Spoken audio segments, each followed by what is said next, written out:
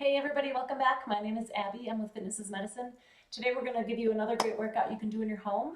We're going to use quite a few different things today, but if you don't have them, you can use body weight or substitute with other objects around your home. So we're going to start with a band here. We're going to do a lat pull, and then we're going to use just a small weight, maybe 5 pounds, maybe 3, so not very heavy. If you don't have one of those, use a water bottle, use, a partially full gallon jug, or just use body weight. Again, you don't have to have weights for all of these. And then a fit ball. If you don't have a ball, we can do it seated. And then a little bit heavier, we're gonna sit and do some shoulder press, so some dumbbells, and we'll use that small weight again for a balance exercise at the end. So kind of a few different weights of dumbbells and you'll be good. All right, so we're gonna sit on the floor today and do a lat pull. So if you have a higher banister, like that you can loop a band around, or vaulted ceiling, somewhere where you can have a higher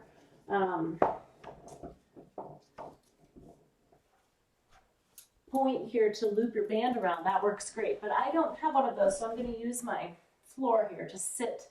And then I really want to be seated up nice and tall so that I can pull down versus leaning back like this and making it a row. So I want to be pulling down, doing a lat pull, not a row. So keeping your shoulders down away from your ears, and we're going to pull straight down, driving your elbows down towards the floor, thinking about squeezing your shoulder blades down and together.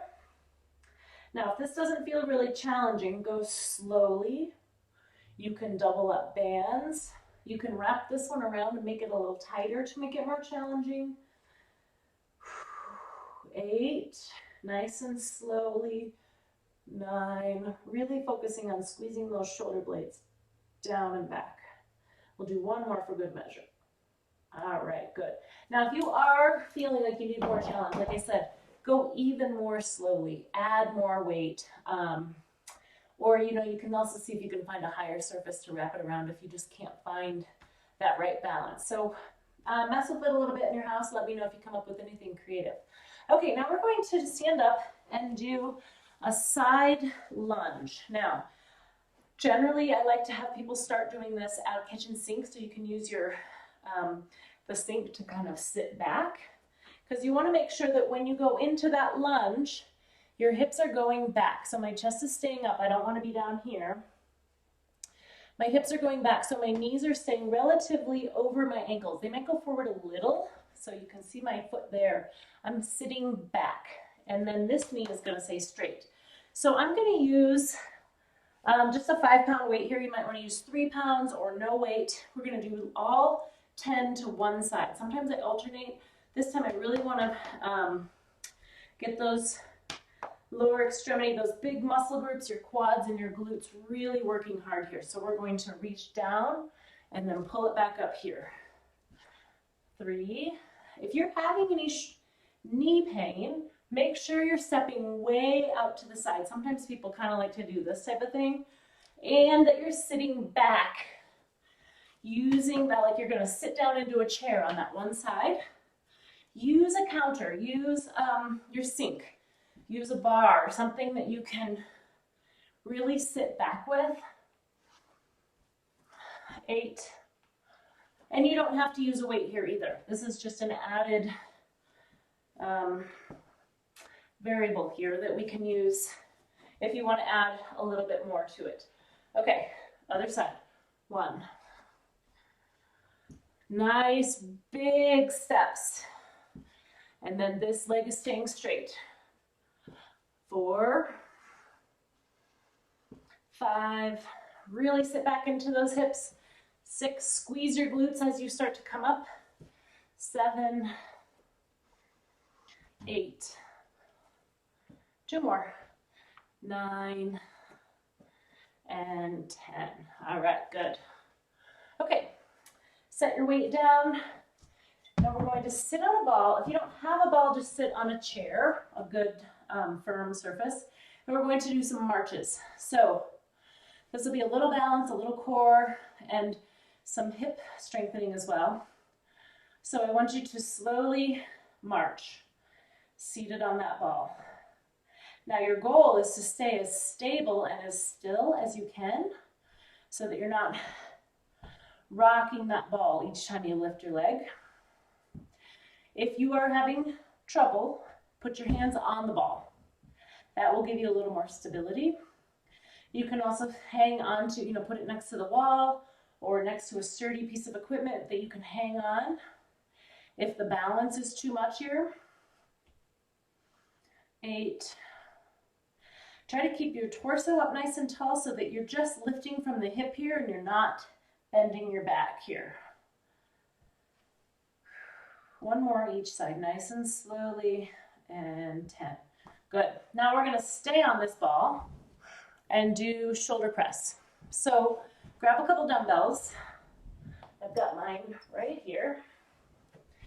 I like to do shoulder press seated to make sure that you're not engaging your back. You can also do it standing. You don't have to do it seated on a ball. If you want to add a little challenge and you know you don't have back pain, you could do it with a single leg stance or standing on balance discs or standing in a tandem stance, all of that type of thing. But today we're going to alternate. So starting with these right at your shoulders, we're going to press one up and then the other. Now you can either do this like I am with your elbows out to the side, or you can bring your elbows in and press up from the center here. Whatever feels better on your shoulders and your elbows. If you can't find a comfortable way to do this, lighten your load. Use a lighter weight. And then you can also do a smaller range of motion. If you're just here, you're still working those muscles. It's okay. You don't have to go all the way up here. Sometimes that full extension is hard if you have ever had a shoulder injury. 2 more. 9. You can do a smaller range of motion. That's okay. Find a pain-free range of motion is the biggest key there. All right, that was 10. It's a little more challenging to do the alternating because when you do them at the same time, your body's able to compensate and really help. So I like to mix it up with a lot of different exercises, doing them both at the same time and then alternating. Okay, now we're going to lower to the floor for some Russian twists.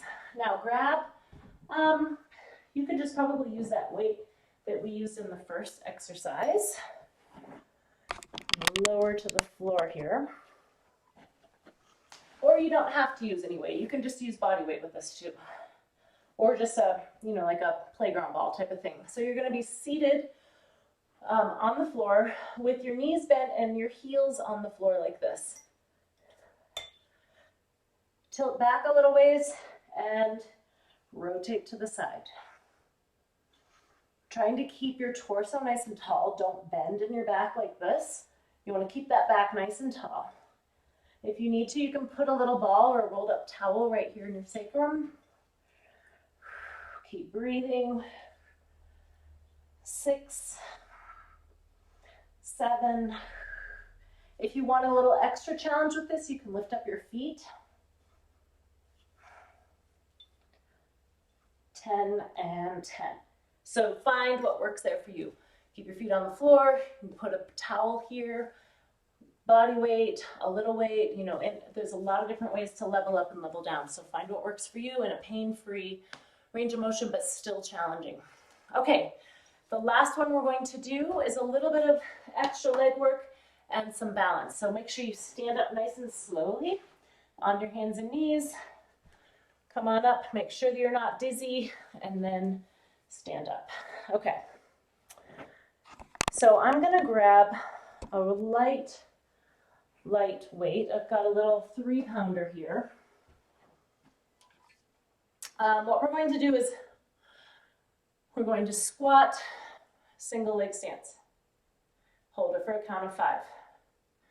Squat, single leg stance. So we're getting some extra arm action here. Now you can bring it down and then bring it back out, or you can just keep your arms out. You can also use a heavier weight or no weight here. 6. Or you can also just have one arm out. 7. Challenge your balance here. If this feels easy, find a way to challenge your balance. 8. You could stand on a pillow, a balance pad. 9. and 10. Good, now we're gonna switch arms. So these squats shouldn't be too challenging. 2, because they're body weight. This isn't really going to add much weight. 3. Now the goal is to stand for as long as you could do, like 5 seconds when you rock up to that one side.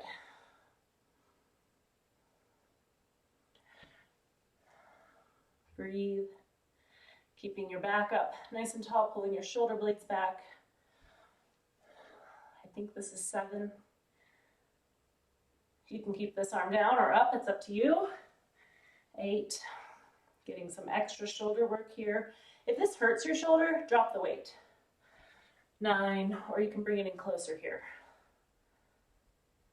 Getting a little bit of extra oblique action by putting a weight in one side. I think that was 10. Okay, go ahead and repeat those through 1 to 2 more times and follow with a good stretch and cool down afterwards. If you want to add extra cardio in between each circuit that we do, that's another great way to keep your heart rate up. Make it a good full, maybe hour workout by the time you get all 3 sets done. Your warm up, a little cardio in between, and stretch at the end. It's a great way to get a full body workout and know that you worked cardio, strength, stretching, balance, core, all of it in one. All right, thank you everybody, and we'll see you next time.